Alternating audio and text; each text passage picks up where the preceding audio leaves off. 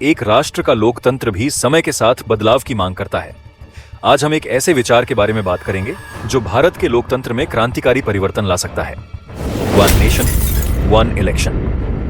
क्या आप जानते हैं कि 1951 से लेकर 1967 तक भारत में लोकसभा और राज्य विधानसभाओं के चुनाव साथ साथ होते थे, लेकिन समय के साथ राजनीतिक अस्थिरता ने इस परंपरा को तोड़ दिया। अब सवाल यह है कि क्या इस मॉडल को फिर से अपनाने से देश को फायदा होगा?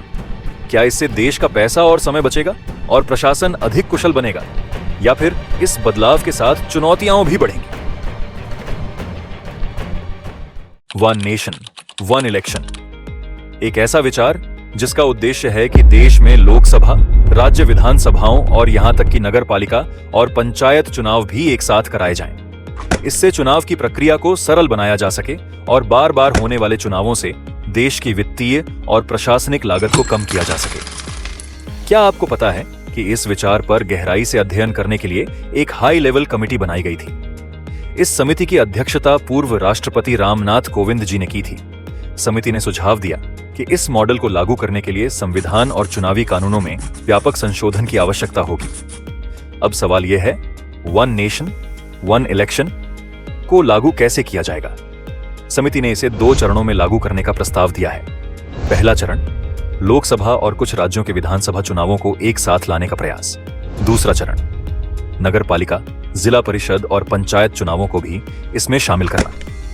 इतिहास पर नजर डालें तो यह मॉडल नया नहीं है। 1952 से 1967 तक भारत में लोकसभा और सभी राज्य विधानसभाओं के चुनाव एक साथ कराए जाते थे, लेकिन 1978 और 1969 में सरकारों के समय से पहले गिरने के कारण यह परंपरा टूट गई।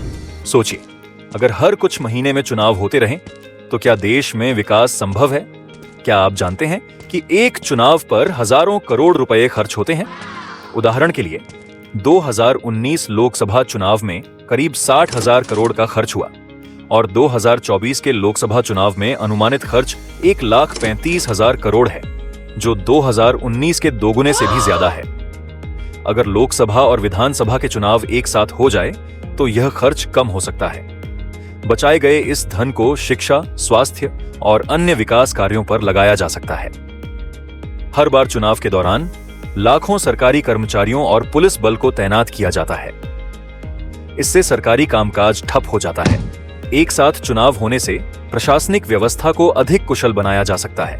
वन नेशन, वन इलेक्शन लागू करने के लिए भारतीय संविधान में कुछ महत्वपूर्ण संशोधन करने होंगे। सबसे पहले अनुच्छेद 83 के तहत लोकसभा और राज्य विधानसभाओं का कार्यकाल 5 वर्ष निर्धारित है, लेकिन अगर सभी चुनाव एक साथ कराए जाएंगे तो इन कार्यकालों को समायोजित करना होगा।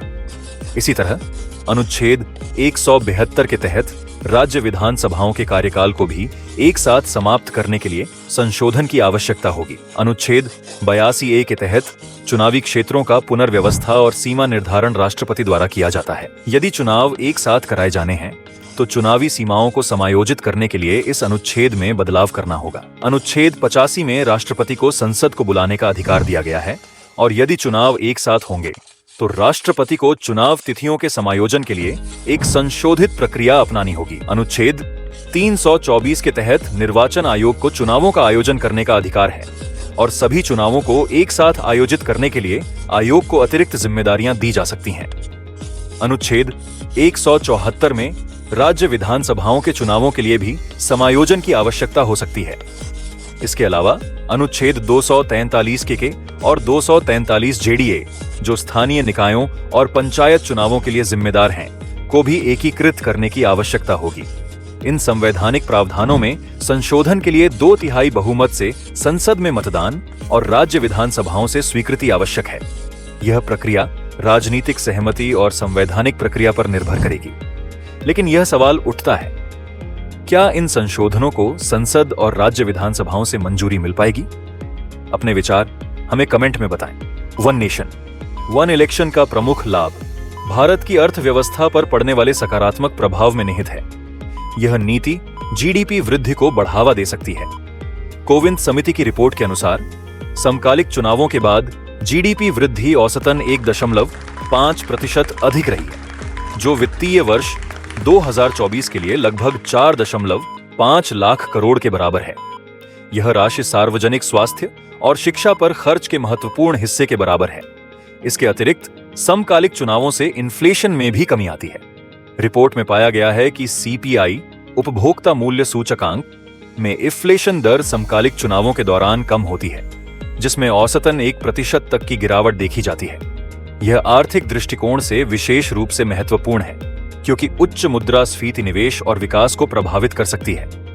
समकालिक चुनावों से होने वाला यह आर्थिक लाभ न केवल सरकारी खर्चों को नियंत्रित करने में मदद करता है, बल्कि यह समग्र विकास दर में स्थिरता और वृद्धि लाने में भी सहायक हो सकता है। समकालिक चुनावों का एक और महत्वपूर्ण लाभ माइग्रेंट वर्कर्स पर पड़ने वाले प्रभाव को कम करना है।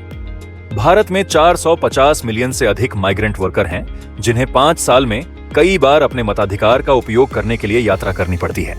यह यात्रा उनके कार्यों में विघ्न डालती है और व्यवसायों के लिए भी समस्याएं उत्पन्न करती हैं, क्योंकि इससे उत्पादन में निरंतर व्यवधान आता है। यदि चुनावों को समायोजित किया जाए तो यह श्रमिकों के लिए वित्तीय बोझ कम करेगा और कार्यों को अधिक स्थिर बनाएगा। इसके अलावा समकालिक चुनावों से निवेशकों के लिए भी एक स्थिर वातावरण बनेगा, क्योंकि चुनावों के दौरान उत्पन्न होने वाली अनिश्चितता का सामना एक ही बार में होगा, न कि साल में कई बार। इससे निजी निवेश को बढ़ावा मिलेगा और अर्थव्यवस्था को स्थिरता मिलेगी। कुल मिलाकर भारत के लिए एक विकसित भारत 2047 में परिवर्तन करने के लिए राजनीतिक, अर्थव्यवस्था और चुनावी चक्र बेहद महत्वपूर्ण होंगे, जैसे किसी भी अन्य देश के लिए होते हैं। इस अध्ययन के परिशिष्ट में किए गए विश्लेषण से यह निष्कर्ष निकलता है कि लगातार चुनावों या असंक्रमित चुनावी चक्रों का असर अपेक्षाकृत धीमी आर्थिक वृद्धि पर हो सकता है, क्योंकि ये आर्थिक गतिविधियों में विघटन और उच्च अनिश्चितता का कारण बनते हैं, जो निवेश, स्वास्थ्य, शिक्षा और सुरक्षा पर नकारात्मक प्रभाव डाल सकते हैं। इसीलिए इस विचार को लागू करने से भारत को न केवल बेहतर चुनावी प्रक्रिया मिलेगी, बल्कि आर्थिक गतिविधियों को भी स्थिर किया जा सकेगा। आपका एक क्लिक देश को जागरूक बनाने में मदद कर सकता है। अगर आपको यह वीडियो उपयोगी लगा और आप चाहते हैं कि ऐसी जानकारियां और लोगों तक पहुंचे, तो इस वीडियो को लाइक और शेयर करें। अपनी राय कमेंट्स में जरूर लिखें। हम आपके विचारों को जानने के लिए उत्सुक हैं और हमारे चैनल को सब्सक्राइब करना न भूलें।